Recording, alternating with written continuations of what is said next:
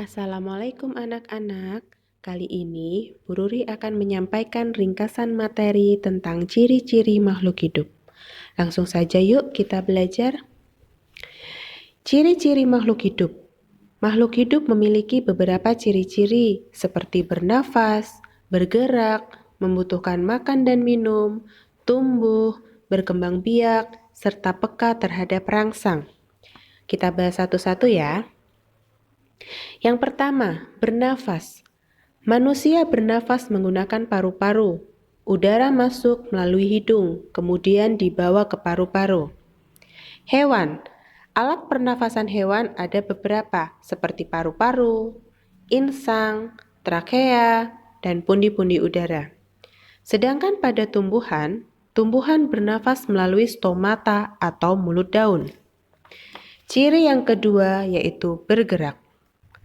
Bergerak adalah berpindahnya sebagian atau seluruh bagian tubuh makhluk hidup karena adanya rangsang. Manusia bergerak dengan kaki dan tangan. Hewan bergerak dengan kaki. Contohnya pada hewan sapi, kambing, kuda, unta, dan sebagainya. Hewan juga ada yang bergerak menggunakan sayap, seperti burung.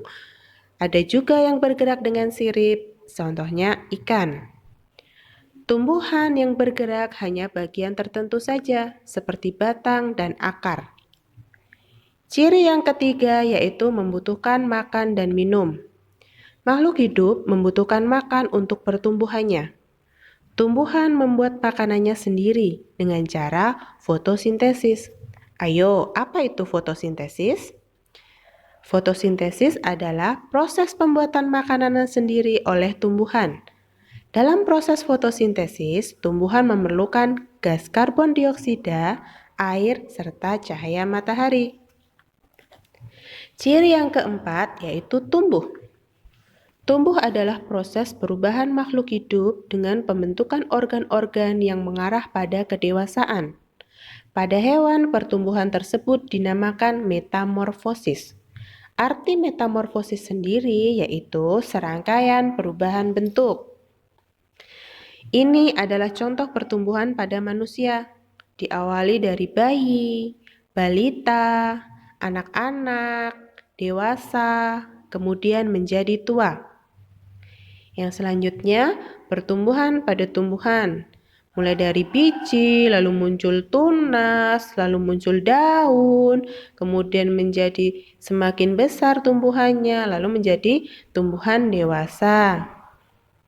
Yang selanjutnya yaitu metamorfosis kupu-kupu. Kalian sudah pernah melihat kupu-kupu kan? Nah, ayo, siapa yang tahu proses perubahan kupu-kupu? Kupu-kupu diawali dari telur, kemudian berubah menjadi ulat, lalu berubah menjadi kepompong, lalu berubah lagi menjadi kepompong yang siap berubah bentuk menjadi kupu-kupu, lalu menjadi kupu-kupu muda, kemudian menjadi kupu-kupu dewasa. Yang selanjutnya yaitu metamorfosis katak. Siapa yang pernah mengamati katak yang sedang bertelur?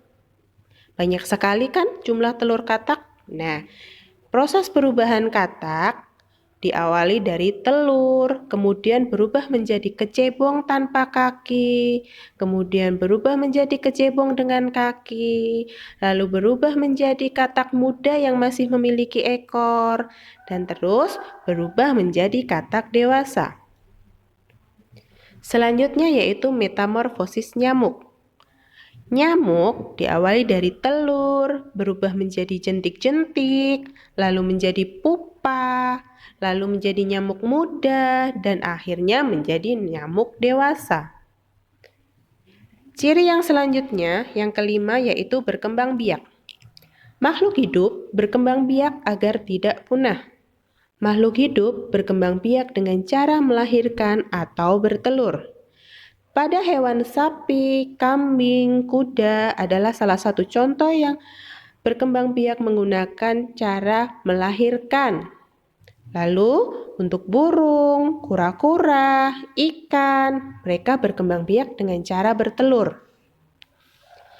Ciri yang selanjutnya yaitu peka terhadap rangsang. Apa itu peka terhadap rangsang? Peka yaitu kemampuan makhluk hidup memberikan tanggapan terhadap rangsang yang disebut iritabilitas. Manusia akan merasakan sakit saat dicubit. Saat kamu dicubit temanmu, kamu akan bilang, "Aduh." Itu tandanya kamu merasakan rangsang. Kemudian contoh yang lain adalah daun putri malu. Kamu pernah menemui daun putri malu lalu kamu sentuh daunnya? Apa yang terjadi? Daunnya akan mengatup, ya kan? Itu juga salah satu contoh tumbuhan menerima rangsang. Lalu, saat kamu menanam tanaman, tapi kamu letakkan di dalam rumah yang tidak ada cahaya, pasti tumbuhan itu akan tumbuh ke arah matahari. Itu juga termasuk contoh tumbuhan peka terhadap rangsang. Oke anak-anak, sekian penjelasan dari Bu Ruri. Semoga bermanfaat. Tetap semangat belajar di rumah. Assalamualaikum warahmatullahi wabarakatuh.